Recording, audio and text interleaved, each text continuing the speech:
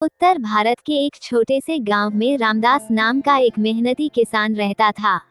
उसकी पहली पत्नी का कई वर्ष पहले बीमारी से निधन हो गया था। पहली पत्नी की एक बेटी थी जिसका नाम सीमा था। सीमा शांत, दयालु और मेहनती स्वभाव की लड़की थी। वह घर का हर काम मुस्कुराकर करती। कुछ वर्षों बाद रामदास ने दूसरी शादी कर ली। उसकी दूसरी पत्नी अपने साथ अपनी बेटी रीमा को भी लेकर आई। रीमा उम्र में सीमा की बराबर थी, लेकिन उसका स्वभाव बिल्कुल अलग था। वह जिद्दी, घमंडी और आलसी थी।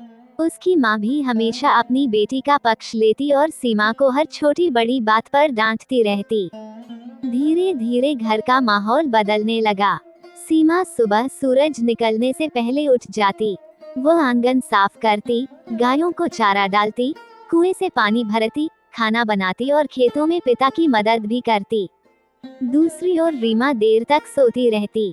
दिन भर सजने संवरने में समय बिताती और छोटी छोटी बातों पर सीमा से झगड़ा करती। एक दिन गांव में भारी बारिश हुई। पूरे गांव की गलियां कीचड़ से भर गईं।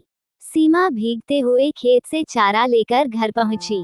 उसने सबसे पहले गायों को चारा खिलाया और फिर रसोई में जाकर सबके लिए गरम गरम खिचड़ी बनाई। रीमा ने बिना किसी मदद के सीधे खाना मांग लिया। मुझे बहुत भूख लगी है, जल्दी खाना दो, उसने ऊंची आवाज में कहा। सीमा मुस्कुराई और बोली, अभी परोसती हूँ, पहले पिताजी भी आ जाएं। लेकिन रीमा गुस्से से पैर पटकने लगी। उसकी माँ भी बोली, पहले मेरी बेटी को खाना दो। सीमा ने बिना कुछ कहे सबसे पहले रीमा की थाली परोस दी। ये देखकर रामदास चुप हो गया। उसे अपनी बड़ी बेटी के साथ हो रहा अन्याय साफ दिखाई देता था, लेकिन वह घर में झगड़ा नहीं चाहता था। कुछ दिनों बाद गांव के मुखिया ने घोषणा की कि इस वर्ष गांव में सबसे आदर्श परिवार चुना जाएगा। जिस परिवार में मेहनत, ईमानदारी, सहयोग और संस्कार सबसे अच्छे होंगे, उन्हें सम्मान और इनाम मिलेगा। ये सुनकर रीमा की माँ बहुत खुश हुई। उसने सोचा कि अगर उनका परिवार जीत गया तो पूरे गांव में उनकी इज्जत बढ़ जाएगी। लेकिन समस्या ये थी कि गांव के लोग जानते थे कि घर का सारा काम सीमा करती है। इसलिए रीमा की माँ ने नई चाल चली। उसने रीमा से कहा, कुछ दिनों तक अच्छे से काम करने का नाटक करो।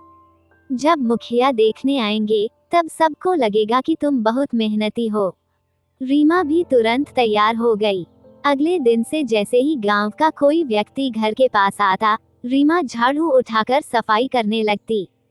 कभी हाथ में पानी की बाल्टी ले लेती, तो कभी 2-4 बर्तन धोने का दिखावा करती। लेकिन जैसे ही लोग चले जाते, वह सारा काम फिर सीमा के ऊपर छोड़ देती। सीमा ये सब समझती थी, लेकिन उसने कभी शिकायत नहीं की। वह सोचती थी कि सच्चाई एक न एक दिन सबके सामने जरूर आएगी। इसी बीच गांव में एक बूढ़ी महिला आई। उसके कपड़े भीगे हुए थे और वो बहुत थकी हुई लग रही थी। उसने कई घरों में पानी और खाने के लिए आवाज लगाई, लेकिन किसी ने दरवाजा नहीं खोला। जब वह रामदास के घर पहुंची, तब सीमा आंगन में कपड़े सुखा रही थी। सीमा तुरंत दौड़कर गई और बोली, अम्मा जी आइए, पहले अंदर बैठिए। उसने बूढ़ी महिला को सूखे कपड़े दिए, गरम खाना खिलाया और आराम करने के लिए चारपाई भी बिछा दी।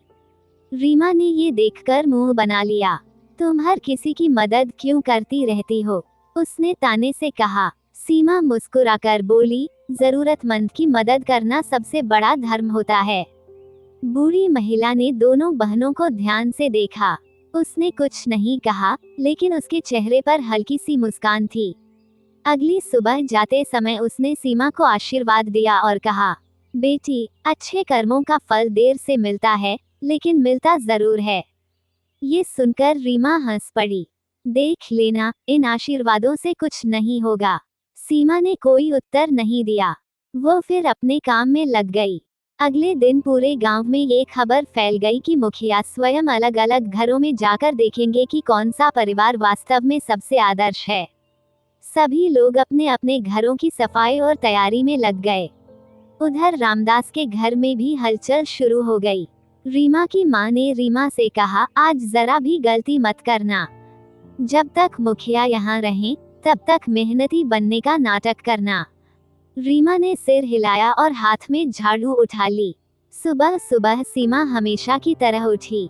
उसने आंगन साफ किया, पशुओं को चारा दिया, कुएं से पानी भरा, रसोई में नाश्ता बनाया और पिता के खेत के लिए भोजन भी तैयार कर दिया। रीमा तब तक सोती रही। जब गांव के कुछ लोग घर के सामने से गुजरे, तभी वह जल्दी से उठी और दिखावे के लिए बर्तन धोने लगी। सीमा ये सब देखकर भी चुप रही। दोपहर होते होते मुखिया आथ रामदास के घर पहुंचे। उन्होंने देखा कि रीमा झाड़ू लगा रही है और सीमा रसोई में खाना बना रही है। मुखिया ने मुस्कुराकर दोनों से कहा, हम केवल आज का काम नहीं देखेंगे, हमें पूरे गांव से भी जानकारी मिली है कि इस घर की असली मेहनती बेटी कौन है। ये सुनकर रीमा और उसकी माँ के चेहरे का रंग उड़ गया। इतने में वही बूढ़ी महिला भी वहां आ पहुंची, जिसे कुछ दिन पहले सीमा ने भोजन कराया था। गांव वाले उन्हें आदर से प्रणाम करने लगे। तब सबको पता चला कि वो कोई साधारण महिला नहीं थी, बल्कि पास के आश्रम की सम्मानित सेविका थी, जिनकी बात पूरे क्षेत्र में मानी जाती थी। उन्होंने मुखिया से कहा, मैंने अपनी आंखों से देखा है कि इस घर में कौन बिना किसी स्वार्थ के सेवा करता है। सीमा ने मुझे बिना पहचाने भोजन दिया, सम्मान दिया और आराम कराया, जबकि रीमा ने मेरा मजाक उड़ाया। मुखिया ने दोनों बहनों की ओर देखा और बोले, इंसान की पहचान उसके कपड़ों या बातों से नहीं, उसके कर्मों से होती है।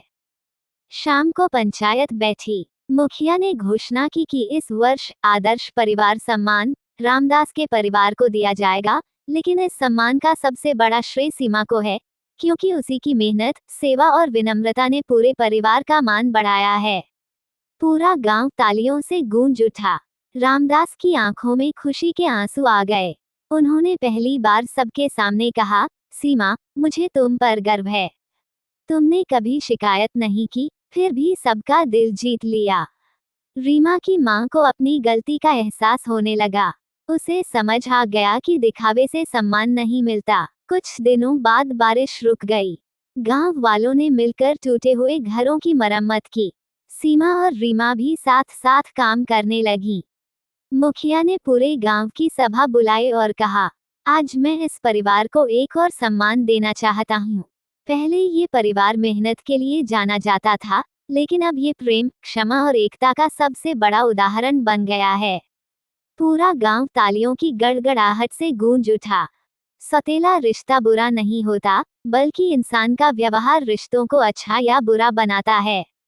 ईर्ष्या और घमंड कुछ समय के लिए खुशी दे सकते हैं, लेकिन अंत में वे केवल पछतावा छोड़ जाते हैं। दूसरी ओर प्रेम, मेहनत, दया, क्षमा और सच्चाई हमेशा सम्मान और सुख दिलाते हैं। जो दूसरों का भला करता है, भगवान भी उसका साथ देते हैं। इसलिए हमें हर रिश्ते को प्रेम, विश्वास और सम्मान से निभाना चाहिए, क्योंकि सच्चे संस्कार ही जीवन की सबसे बड़ी दौलत होते हैं।